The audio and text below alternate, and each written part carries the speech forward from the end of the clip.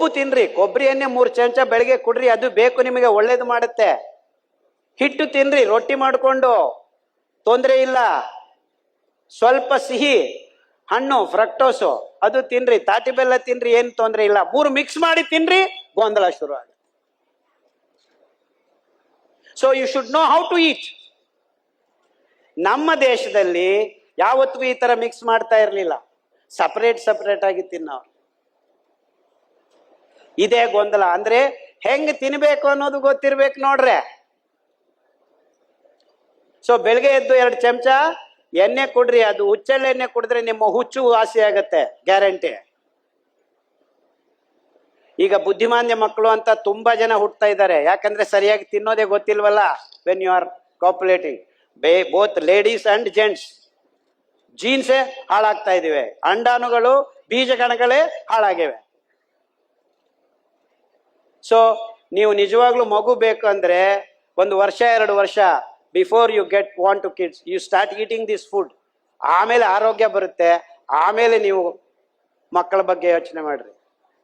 ಏನೇನೋ ಬಾಯಿಗೆ ಬಂದಂಗೆ ತಿನ್ಕೊಂಡು ಬುದ್ಧಿಮಾಂದ್ಯ ಮಕ್ಕಳನ್ನ ಹುಟ್ಟಿಸ್ಕೋಬೇಡ್ರಿ. 28 ಜನ ಈಗ ಬುದ್ಧಿಮಾಂದ್ಯ ಮಕ್ಕಳು ಹುಟ್ಟತಾ ಇದ್ದಾರೆ. ADS, ಸ್ಪೆಷಲ್ ಚಿಲ್ಡ್ರನ್, ADHD, ಏನೇನೋ ಹೆಸರುಗಳು. ಒಂದು 150 ವರ್ಷ ಹಿಂದೆ ಕೋಟಿಗೊಬ್ಬರು ಹುಟ್ಟೋರು ಈಗ 125 ಜನ ಹುಡ್ತಾ ಇದ್ದಾರೆ. I am not talking about diabetes, cancer, ಇವೆಲ್ಲ ಸ್ಮಾಲ್ ಥಿಂಗ್ಸ್. ಈಗ ಪಾರ್ಕಿನ್ಸನ್ಸ್, ನೀನ್ ಯಾರು, ಯಾವಾಗ ಮದುವೆ ಮಾಡ್ಕೊಂಡಿದ್ದೀನಿ, ಮರ್ತೋಗಿದ್ದೀನಲ್ಲ. ಸೊ ಪ್ರಜ್ಞೆ ಇಲ್ಲದೆ ಇರಂಗ ಆಗ್ತಾ ಇದ್ದಾರೆ ಜನ. ಇದು ಅಮೆರಿಕಾದಲ್ಲಿ ಈಗ ಭಯಾನಕವಾದ ರೋಗ. ನಂಬರ್ ಆಫ್ ಪೀಪಲ್ 46% ಅಂತೆ. ನನಗೆ ನಂಬಕ್ಕಾಗಲ್ಲ, ಯಾರು ಹೆಂಗೆ ಹೇಳ್ತಾರೋ ಗೊತ್ತಿಲ್ಲ, ಹೇಳ್ತಾನೆ ಇರ್ತಾರೆ. WHO 46 people are Parkinson's, 48 people are Alzheimer's. ಎಲ್ಲ ಮಿದುಳು ರೋಗಗಳು, ಮರುವು ರೋಗಗಳು. They don't know who they are.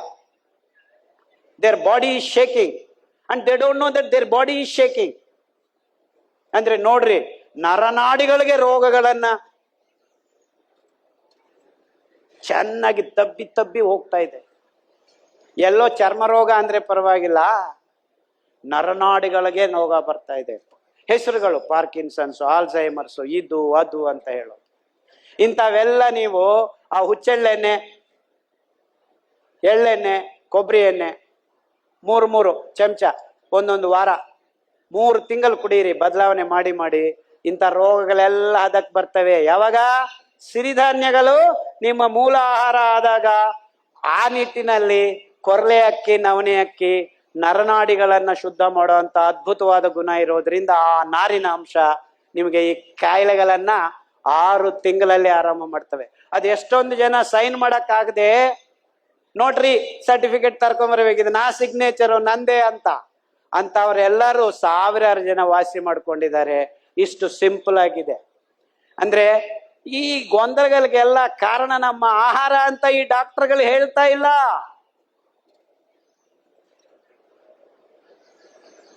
ತುಂಬಾ ಸರಳವಾಗಿದೆ. ನೀವು ಮಾಡಬೇಕಾಗಿದ್ದಿಷ್ಟೇ. ಎಷ್ಟು? ಸಿರಿಧಾನ್ಯ ತಿನ್ರಿ, ಒಳ್ಳೆ ಎಣ್ಣೆ ತಗೊಳ್ರಿ ಮರಗಾಣದ್ದು, ಮತ್ತೆ 1-2 ಸತಿ ಧ್ಯಾನ ಮಾಡ್ರಿ, 1-1.5 ಗಂಟೆ ನಡೀರಿ, ಕಷಾಯಗಳು ಕುಡೀರಿ. ಕಾಫಿ ಟೀ ಮಾತ್ರ ಕುಡಿಯೋಕೋಬೇಡಿ. ಡಾಕ್ಟರ್ ಕಾಫಿ ಟೀ 1 ಸತಿ ಕುಡಿಬಹುದು ಅಂತ ಹೇಳಿದ್ದಾರೆ. I totally disagree with him.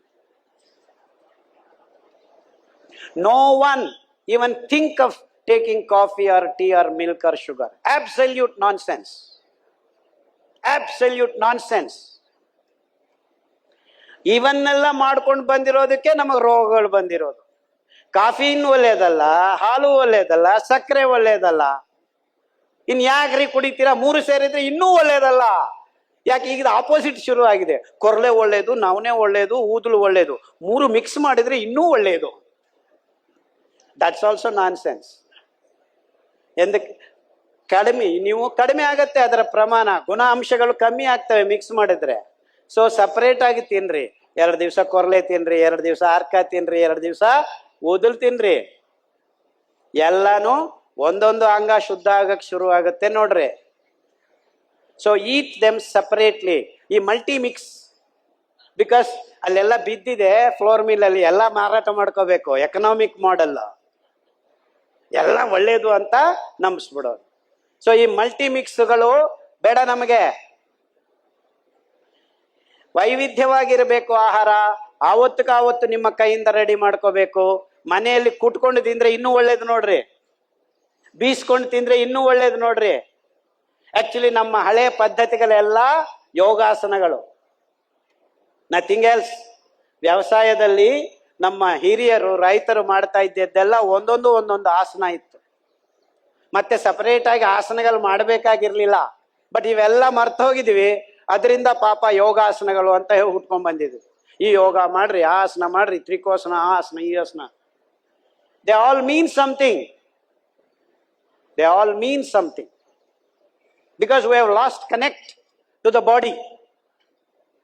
ಗೊತ್ತಾಗ್ತಾ ಇಲ್ಲ ನಮಗೆ. ಅದಕ್ಕೆ ಯೋಗಾಸನಗಳು ನಮಗೆ ಒಂದು ಡಿಸಿಪ್ಲಿನ್ ಅನ್ನ ಕಲಿಸ್ತವೆ. ಈ ಆಸನ ಮಾಡ್ರಿ, ಈ ಆಸನ ಮಾಡ್ರಿ. ಅದರಲ್ಲೇ ನಾನು ಫಸ್ಟ್ ಹೇಳಿದ್ದು ಸುಖಾಸನ ಅಂತ. ಕನಿಷ್ಠ ಸುಖಾಸನದಲ್ಲಿ ಕೂತ್ಕೊಳ್ಳೋಕಾದ್ರೂ ನೆಮ್ಮದಿ ಇರಬೇಕಲ್ಲ ನಮಗೆ. Just sit ಕಾಮ್ಲಿ for 15 minutes. Our mind is so disturbed, so restless, eating all these nonsense things. Because you want a kick. Caffeine ಬೇಕು, ಸಿಗರೆಟ್ ಬೇಕು, ಈ ಕೊಬ್ಬು ಬೇಕು, ಕೊಬ್ಬು ಸಕ್ಕರೆ ಮಿಕ್ಸ್ ಬೇಕು. This is the nonsense we are doing. So let us understand the principles of simple living, which is the most healthy living. Let us not complicate things.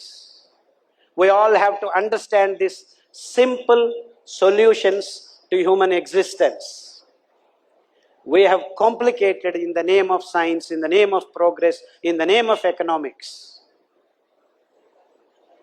If science has been right, we should not have had any diseases by now.